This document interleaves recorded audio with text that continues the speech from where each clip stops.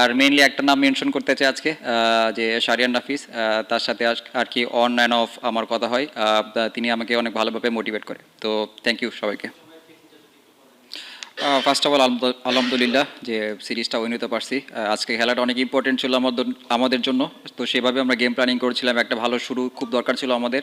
তো চেষ্টা করেছি উইকেটে যত লম্বা খেলা যায়, কারণ এখানে প্রথম 20 ওভার আপনার নর্মালি বল আসতেছিল ব্যাটে, বাট 20 ওভার পরে বল যত পুরোদিন হইতেছিল বল আসতেছিল না।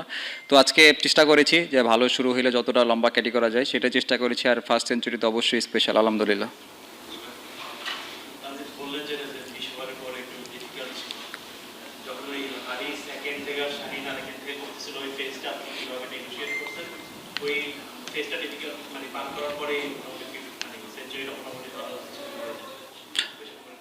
ওই সময়টা বল একটু রিভার্স করছিল।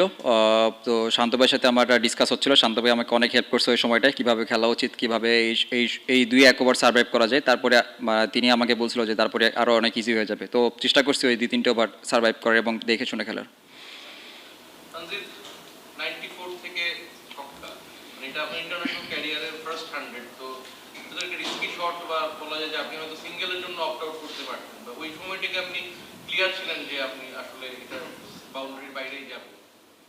অবশ্যই আমি ক্লিয়ার মাইন্ড ছিলাম। ক্লিয়ার মাইন্ড না থাকলে এরকম সময় কেউ এরকম রিস্কি শট খেলে না। তো আমার কাছে যেটা মনে হয়েছে এটা করলে হয়তো বা ভালো, আমি সেই আমার ডিসিশনে গিয়েছি আর কি।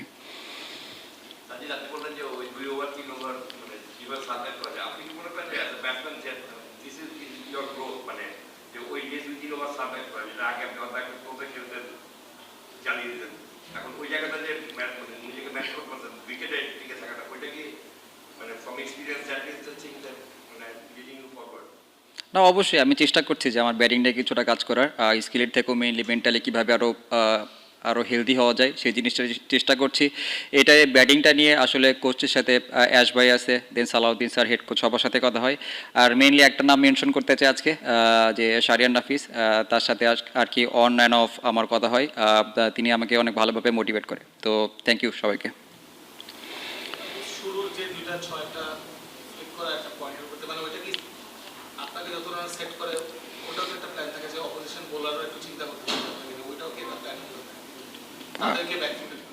আসলে আমি এরকমভাবে কখনো চিন্তা করি না। যখন ব্যাটিংটাই মাইন্ডসেট আমার সবসময় পজিটিভ থাকে, আমার রেঞ্জে যেটা থাকে আমি সেটা সবসময় ট্রাই করি যে বাউন্ডারির জন্য যাওয়া। এইরকম চিন্তা করি না কখন। আপনি অ্যাজ এ ওপেনার হিসেবে দেখেন, ওইখানে কিন্তু সিঙ্গেল রান নেওয়ার অপশনটা কম। তো বাউন্ডারির দিকে অবশ্যই চেষ্টা থাকে যে ব্যাট বল যখনই পাবো, আমার রেঞ্জের ভিতরে যখনই পাবো, সেটা অবশ্যই বাউন্ডারির জন্য খেলার।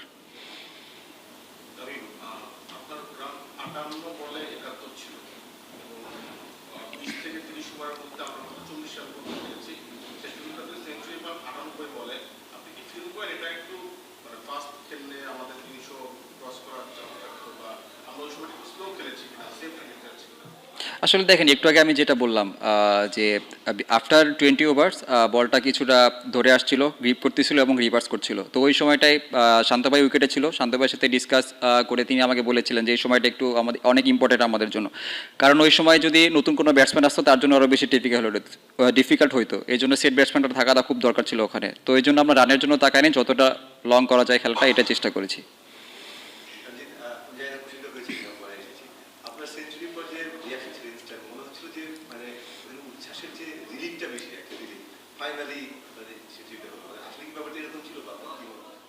এরকম কখনো চিন্তা করি না, সবসময় চেষ্টা করি টিমের জন্য ভালো কিছু কন্ট্রিবিউট করার। আর লাস্ট ওয়ান ডেতে অনেকগুলো ভালো সেট হয়ে আমি আউট হয়ে গেছি, সেটা ক্যারি করতে পারি না। তো আজকে চেষ্টা করেছি যে যেটা ভালো শুরু পাইছে এটা যাতে কীভাবে আর একটু বড় খেলা যায়। তো তো যেটা হয়েছে আলহামদুলিল্লাহ।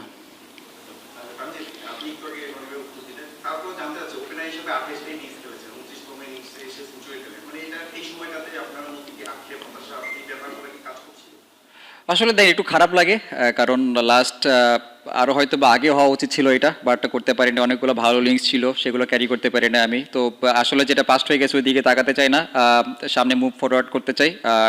যে ভালোটা হইতেছে এখন বা যেরকম শেপে আছি আমি চেষ্টা করবো এটা যত ভালো সময়টা যত লং ক্যারি করা যায়।